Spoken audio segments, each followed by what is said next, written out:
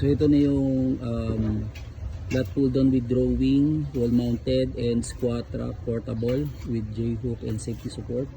May kasama na rin plate slot yan, at sa likod meron namin spotter na para sa wall, para at least kahit ibalibag siya, hindi siya basta-basta gagalaw yan. So ito na siya. Ito footrest, sinama na natin yan, foot stopper para pag na drawing hindi tatama yung paa sa plates kasi malayo yung distansya. Then yan yung kanyang sa rowing, sa alisin lang to, ito para pwede siya mag lat pull down. Yan, so ito naman adjustable to, yung kabilaan yan nilalagyan niya ng handle, kabilaan pwede mong ilipat-lipat yan pag gusto mo ng na parang naka-hammer type. Pag gusto mo ng close and wide, good na, nasa 3 feet yata ang lapad nito, something. Ito naman yung ating lat pull down.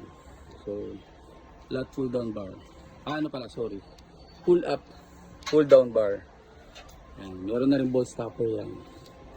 So install na lang to, ready to na to. Then yung babagsak yan, hindi po makapal, para at least kahit ibagsak nung mayari, good na good. Tapos solid to, para kahit tumagal hindi yan basta-basta babanto. Then ito na rin plastic, hindi siya bakal sa bakal, so smooth pag gumagalaw yan. Hindi siya maingay, hindi siya yung kumakaskas. Hintayin na lang tayo ng video update ng mayari kay Sir Rock. Thank you.